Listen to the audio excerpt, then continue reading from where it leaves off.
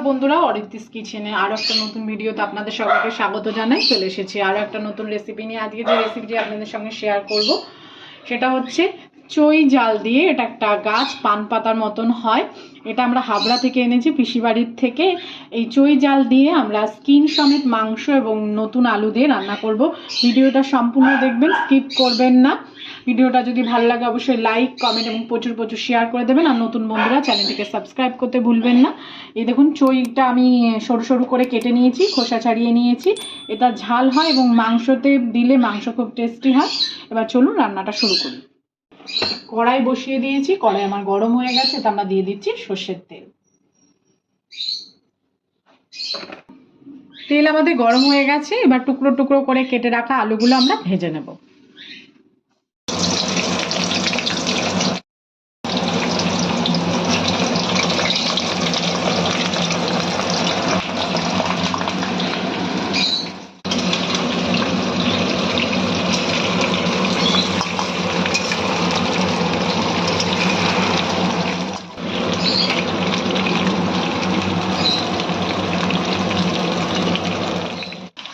আলুটা আমরা হালকা ভেজে নিয়েছি। ঠিক এই সময় পরিমাণ মতন হলুদ এবং লবণ অ্যাড করে দিয়ে আরেকটু ভেজে নেব।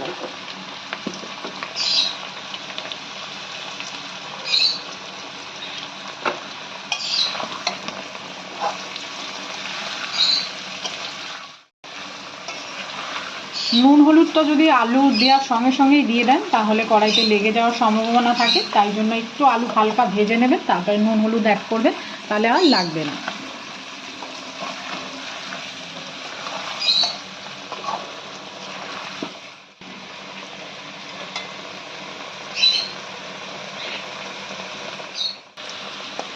আলুগুলো আমাদের ভাজা হয়ে গেছে, আমরা এবার তুলে ফেলছি।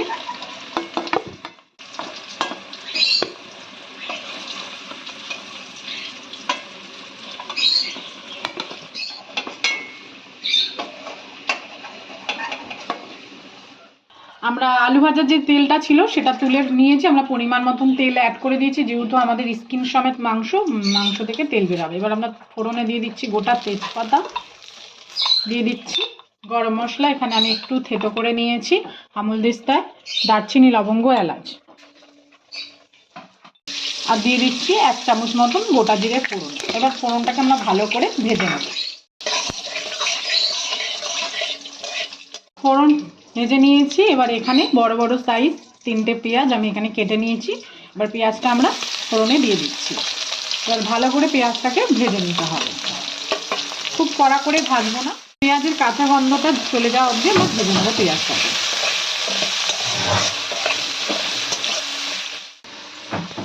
এবার আমরা পেঁয়াজের মধ্যে 1 চামচ মতো লবণ অ্যাড করে দিলাম।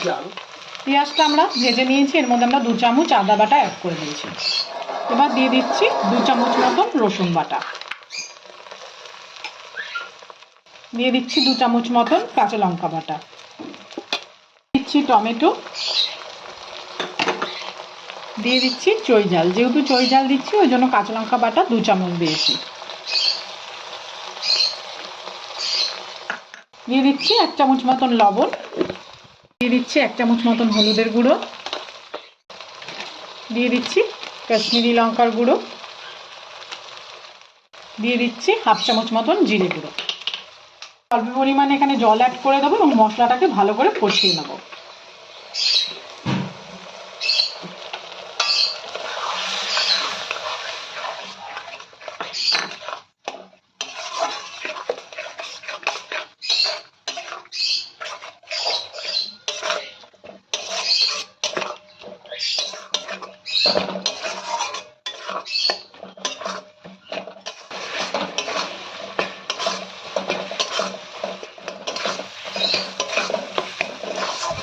মশলাটা আমরা ভালো করে কষিয়ে নিয়েছি, মশলা থেকে তেল ছাড়াও শুরু করে দিয়েছে।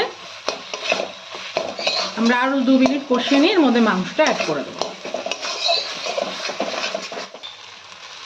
2 মিনিট আমরা ভালো করে কষিয়ে নিয়েছি। এবার এর মধ্যে আমরা মাংসটা অ্যাড করে দিলাম।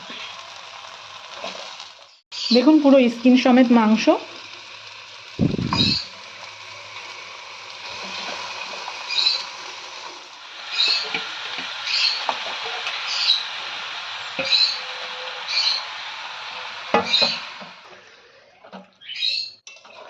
এবার ভালো করে মাংসটাকে কষিয়ে নিতে হবে।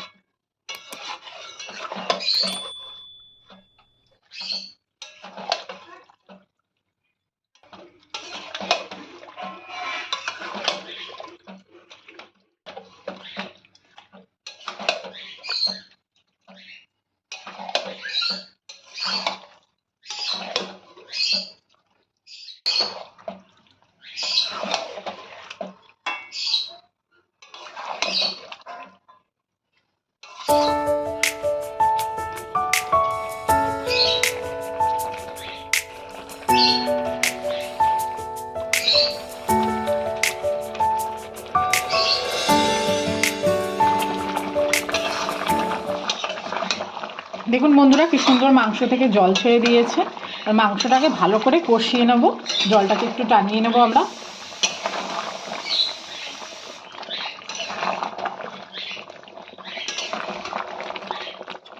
এর মধ্যে এবার ভেজে রাখা আলুগুলো অ্যাড করে আরও কষিয়ে নেব আমরা।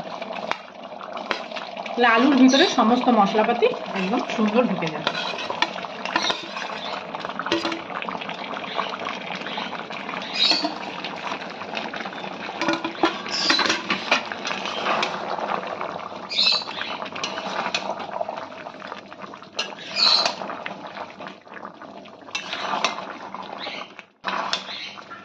মাংস যত কষাবেন তত সুন্দর খেতে টেস্ট হয় আর ভালোও লাগে খেতে। আমরা আলু দিয়ে মাংসটাকে ভালোভাবে কষিয়ে নিয়েছি। দেখুন মাংস দিয়ে তেলও ছেড়ে দিয়েছে। এবার আমরা এতে গরম জল অ্যাড করে দিচ্ছি।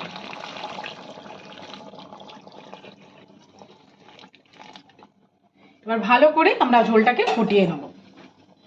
আমাদের আলু প্রায় সেদ্ধ হয়ে গেছে।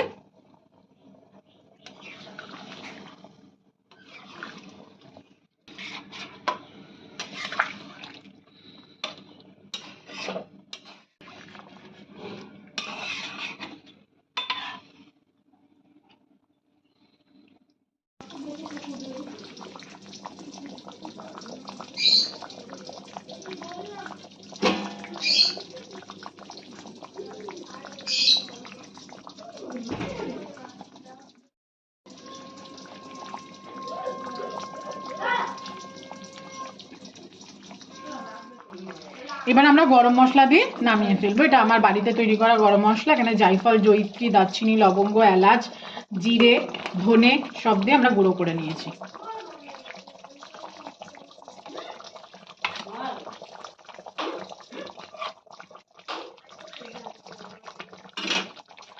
তৈরি হয়ে গেছে আমাদের চই ঝাল দিয়ে স্কিন সমেত মাংস। আমরা একটু ঝোলঝোলি রাখলাম, আপনারা চাইলে এর দিয়ে শুকনো শুকনোও করতে পারবেন। এবার এটাকে আমরা নামিয়ে ফেলব। আমাদের আলু সুন্দরভাবে সেদ্ধ হয়ে গেছে। আর দেখুন কিরকম মাংস দিয়ে তেল ছেড়েছে।